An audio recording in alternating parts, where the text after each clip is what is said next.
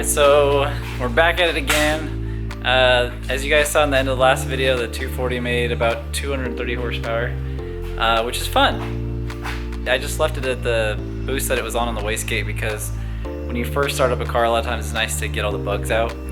And he drove it around for a day or two, found a few bugs, so we're going to sort those bugs out today and put in the magic boost controller and turn it up on the dyno and see how it goes.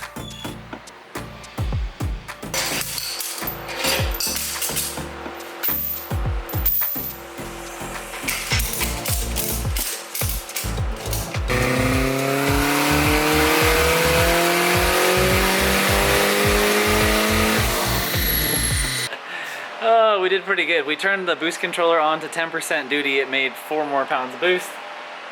253 horsepower, so it's not too bad. So I feel like there's definitely like a lot more in it, but you know, we just want to let them like drive around and get it kind of like dialed in a little bit more. You go a little sideways? Yeah, dude. Oh! Oh, that's funny. This car's like come so far from the like beginning where you got it. It's crazy. Scary. My feet was leaning back. Something's holding on to the Oh my goodness. Well, that ought to be pretty fun. 10, 11 pounds, a good starting point. You can rip on it for a while. All right, so that's it for today, but I've got a cool little Japanese truck coming tomorrow. Maybe I'll show you guys a clip of that. And I have a dyno tune on an RB25 with Haltech. He's maybe been on the channel before. We're gonna do a dyno tune on that. And then we have a boost controller going on a Honda Civic, and I'll show you guys that. Normally I don't show all of my workflow and all of the dyno tunes I do. I basically tune almost every day when the world's not so crazy. And it's a little slow going. So I'm also not doing anything crazy on my own personal car to show you guys because getting supplies and shipping things feels a little insensitive right now when other people might need things. So I'm just kind of like taking a chill on it for a minute, and I'll just show you guys what we're doing just to kind of keep you in the loop.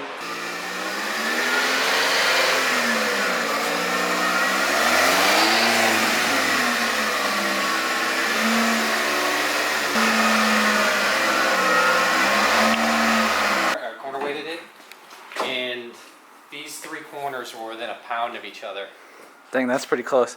Could you explain this for the people at home that don't know what this thing is? 1993 Subaru Sandbar, supercharged, 660cc, weighs about 1,800 pounds. Dang, this thing is so cool. 4-wheel drive, locking rear diff. And the mods you've done so far, you obviously did all this flare work and lifted the body a bit. 2-inch body lift, 2-inch suspension lift.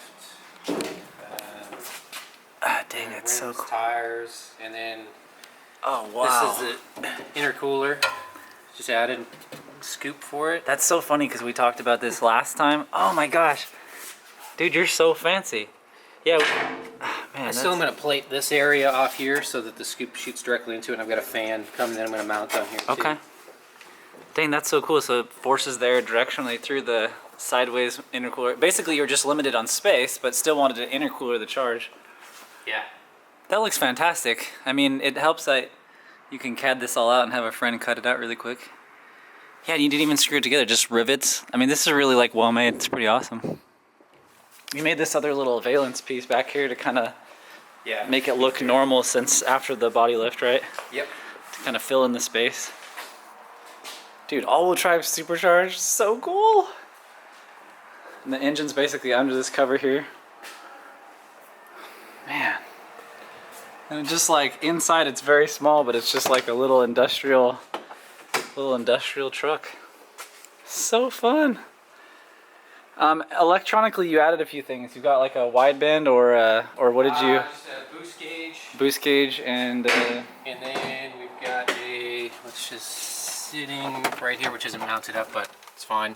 It's power commander. Yeah, for doing the fueling. Do the fuel a little bit. So that's what we're gonna play with today. Okay, that's so awesome. What was our baseline last time? I guess we get a new baseline today, but 51 horsepower, but it dropped. We did one run at 51 and then it dropped to like 44, 42. Just heat soaked probably. Yeah, just heat soaked instantly. Okay. That is cool. Did you add this piece or was this here? That's a factory. Factory like window guard. Yep. It's just so funny. If you guys had like a real sense of how actually small this car is, I'm probably gonna have to use like the whole length of the strap just to get to it because it's so short. It's almost like a tall CRX. It's like kind of that size. So, all right, let's strap it down and then we'll play with some stuff. I rigged up this little ugly pipe here that connects to his exhaust so we can get like an air-fuel ratio reading.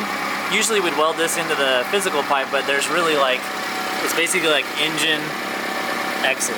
So there's like no room to put a bung. So we kind of made this to slip over really nice. So we're able to actually, you know, see his air-fuel ratio on the dyno, which is pretty nice. So we're gonna go ahead and make some power poles now and see what it does.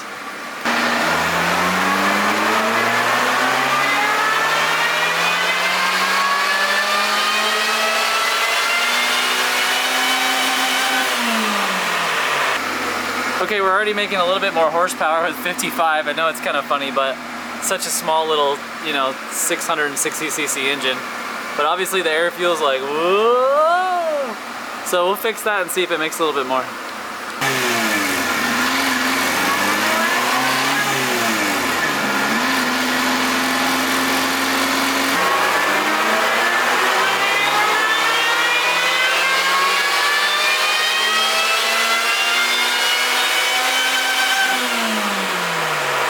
Okay, we did pretty good.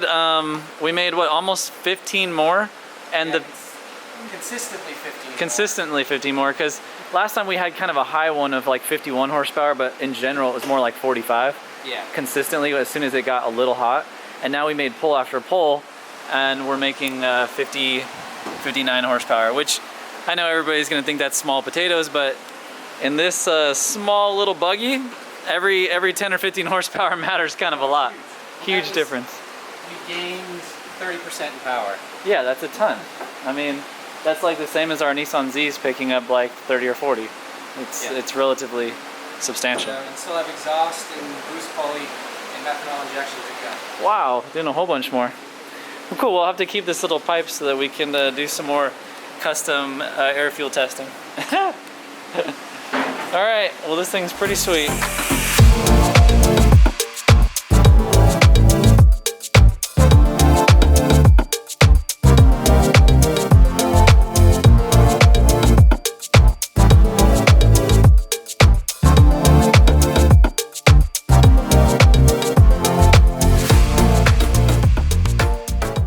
Alright guys, we're back and it's the next day. I told you that I was going to probably dyno tune a little Honda Civic.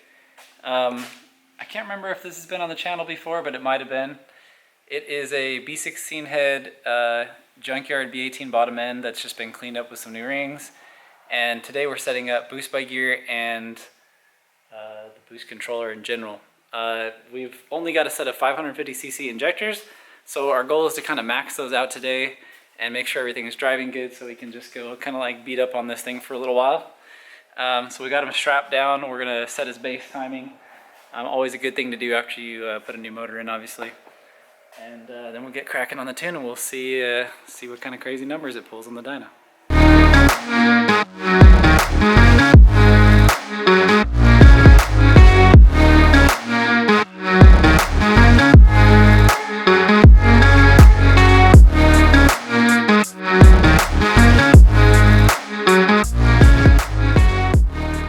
That's impossible to see, but right now we're showing timing at like 13 degrees and the base timing is locked at 16. So we're gonna go ahead and move the distributor really quick, rotate it the other direction, and then we should be able to get this to be at the correct timing.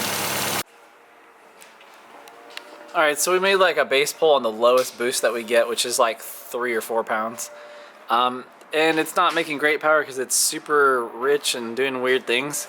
And we were looking at the fuel pressure gauge and it was kind of doing some strange stuff. So we are going to switch out this aftermarket fuel pressure regulator for a stock Honda one, because the stock Honda ones are quite reliable actually. And this one, he set it at 43 and it has randomly changed on himself. even without the vacuum line hooked up, it still doesn't give us the correct pressure. So we're just gonna go ahead and change that now and try to avoid problems in the future with fuel pressure. Once we get that sorted out, we'll basically be able to continue on the tune. But I'm thinking this should be making about 200 at 4 pounds, and we're not quite there yet. So hopefully the next one will get it. Okay, we got the new fuel pressure regulator. You guys can see it's just a factory Honda one. As soon as we put this on, the pressure changed, and when we pull the vacuum line, it goes straight to the 43 PSI that we're supposed to have factory. So I'm pretty excited about that. I think that'll actually help us clean up the tune. The air fuel right now is sitting way cleaner than it was. So, all right, let's make some pulls on this and see what it does.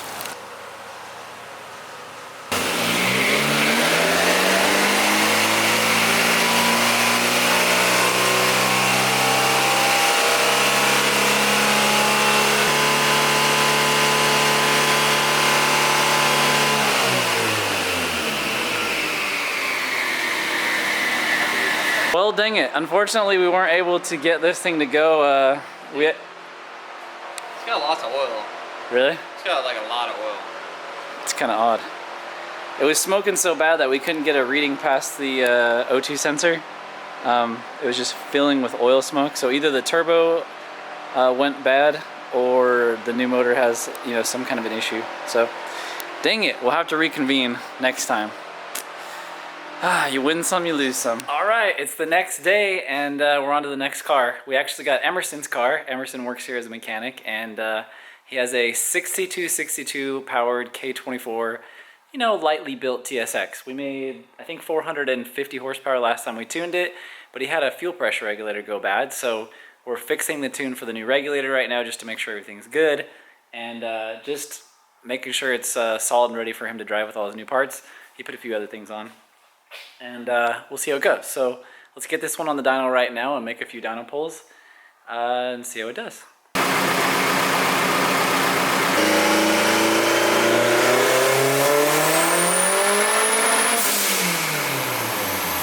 Okay, well, I made two different dyno pulls. The first one, the air fuel ratio was quite rich after the pressure regulator change, but the second one dialed in perfectly, just like I thought. Like 1120, 1130 AFR, which should be safe and clean enough to run through the pull, but it was still breaking up and misfiring up top, so we only actually got to about 6,500 and 370 horsepower approximately, due to the fact that it was misfiring pretty hard, so I didn't want to keep making the pull. In the data log, I see that his battery voltage is dropping like a full point during the pull, so he's obviously got a voltage issue, and it's definitely not, it doesn't have enough spark to get through the pull as well. And you know, sometimes it's one or the other. Like if you don't have enough voltage, your coil can't really do its job. And if your coils are bad, they can't really do their job either. So it's kind of hard to say which one it is. But since we know the voltage is low, I'm going to recommend that he changes his alternator first, and then we check coils. So, not as fun as I was hoping, but still pretty good. Yeah, okay, on to the next one. Alright guys, this will be the last car for the video, and it is a RB25 240SX. We've had it on the channel before. He put a new turbo on it, so it should be like fresh and good. It's just another stock, you know, T3 from the RB25, but this one's in really good condition, so it should actually make the right boost. Let's see what it makes. I'm pretty excited. I love the way these motors sound, and even with the stock turbo, I think they can make a fair amount of power, so we'll have to see what it does.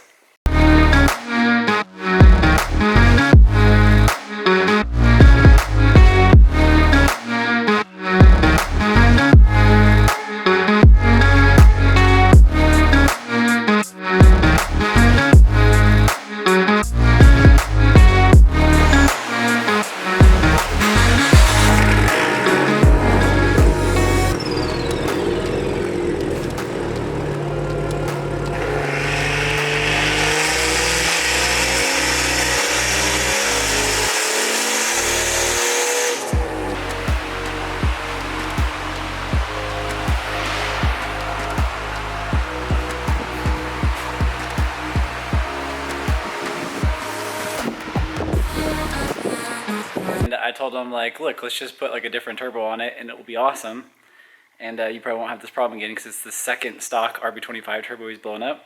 So I wanted to show you guys what his turbo looked like because I just pulled it apart. Check this out. Can you guys see down in there? That's where the turbo is supposed to go. And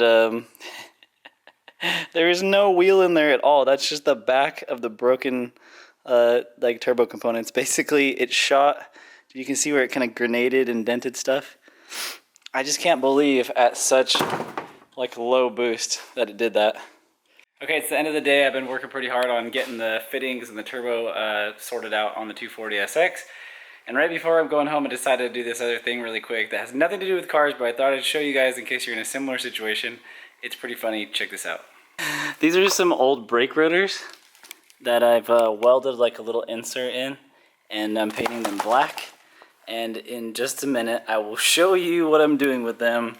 And it has to do with nothing car related whatsoever, but it has to do with the fact that certain businesses are closed right now.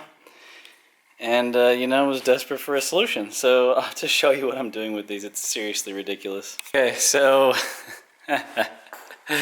oh, goodness gracious. I went online and you can't even buy weights anywhere. And these things weigh about 22 pounds each, approximately. And I just thought, you know what? These are basically garbage because they're old ones off of a vehicle. Why not fix my old workout machine at home so I could at least do some kind of physical exercise so I don't go crazy while I'm spending a lot more time at home these days. So look it, parked right next to the old race car, which we still have and just seem to never finish. Maybe one day. Anyway, I thought that was kind of funny. I figured I would show you guys my little shenanigan project here. I thought it was kind of fun. So, all right, okay, back over to the shop. All right, so this video is getting kind of long. We'll go ahead and end it there. Thanks for tuning in. I know these last couple videos have been super random and like kind of out of order. They don't have much storyline to them because honestly, my story keeps getting messed up essentially. Like we do some work here and then we're closed for a few days. You guys understand the situation. So anyways, bear with me. We're gonna get back to some really good stuff as soon as this all gets past us.